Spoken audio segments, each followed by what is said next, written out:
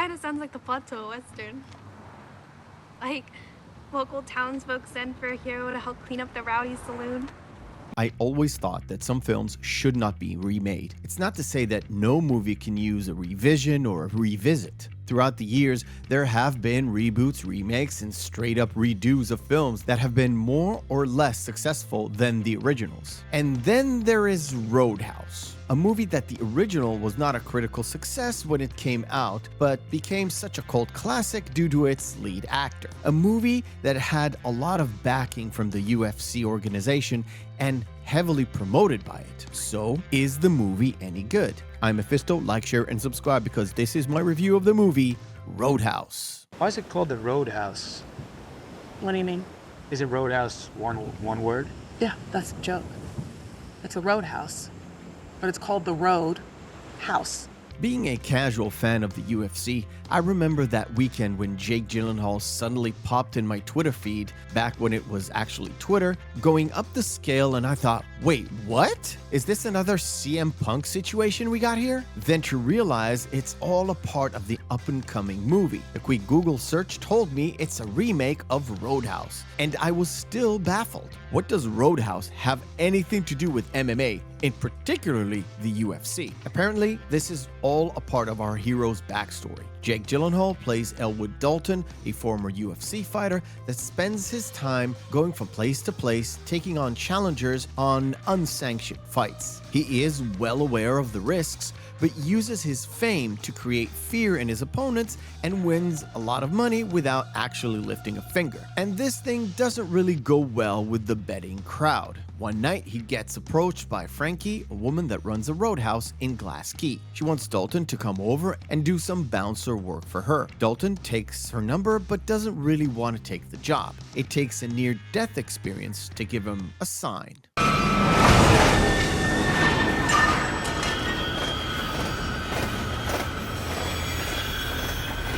Dalton gets to Glass Key and meets the local bookshop owner and his daughter. When he gets to the roadhouse, he sits down and starts to observe the place. Things get heated up later on in the night, and Dalton takes care of some rough and rowdy bikers that terrorize the place. But Dalton is a nice guy, and he even drives them to the hospital. Well, I just slapped you. Are you alright? What?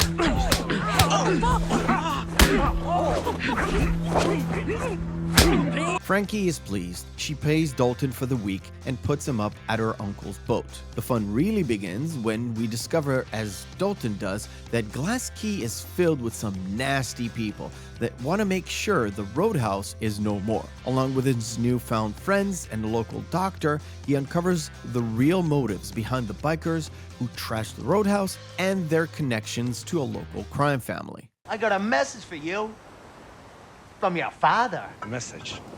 My father, and what is this message?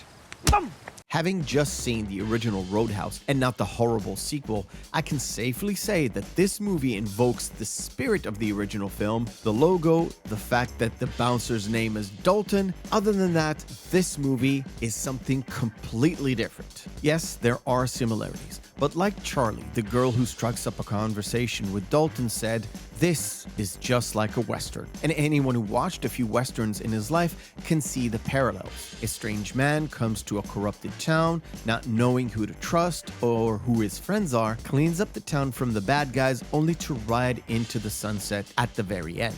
That is your Western trope, but the movie seems to stick to those tropes pretty nicely. It makes the movie very predictable when it comes to the plot, but on the whole, I think that's what you get from your standard hero type. Technically, you'd be able to hold it, but you wouldn't be able to fire it. So it's really not that big of a threat, is it? Fuck this. Say what you want about Jake Gyllenhaal, I like him as an actor. In some films, he pisses me off, but on the whole, I love his body of work. I felt like he came prepared for this movie, he gave it his all, and he made you believe he can take all that punishment that he received, but also all the punishment he actually dealt in the movie. Jake isn't really known for his martial arts, but he seems to have done a lot of work preparing for this particular role. The big selling point of this movie is the inclusion, of course, of Conor McGregor. If you don't know who he is, Conor was a UFC champion of 2 separate weight divisions. His antics outside of the rings really outshadowed the ones inside of the ring. Suffice it to say that Connor was tasked to do his shtick and make the fight scenes look believable and nothing more. Connor only knows wrestling promo stuff, but real acting, let's just say he did just as good of a job as Roddy Piper did in They Live, only a bit worse and no catchphrases. And let's not forget, he gave us his famous McGregor strut. Or was it a McMahon strut? I don't know, they both look kind of the same. Who put those fucking bikes in me way? Who the f are you? Shh. On the whole, it was a horrible low-tier action flick with no innovations. I kept wanting for the other shoe to drop and see something cooler or more elaborate, but nothing was there. There was no hidden agenda, no extra motives for the villains, no outside pressure from something like a cartel, only innuendos about outside forces, but nothing was really shown. Cinematically, the movie isn't offensive or bad, it's just very predictable, especially if you've seen enough films in your life. In today's market, where the streaming service is kind of replacing the old model of a straight-to-DVD movies, this was a perfect fit. It's a great movie if you want to sit back with some friends, have some popcorn, and laugh at the screen about these characters going off, but it's easily forgettable as soon as you turn off your TV. I'm pretty sure Rotten Tomato critics are gonna have a field day with this thing, but the audience might give it a good or fair score. This isn't something I would normally watch, but the UFC connections really intrigued me, and having seen it, I can't really recommend it. Even the most interesting angle, which involved Jake's character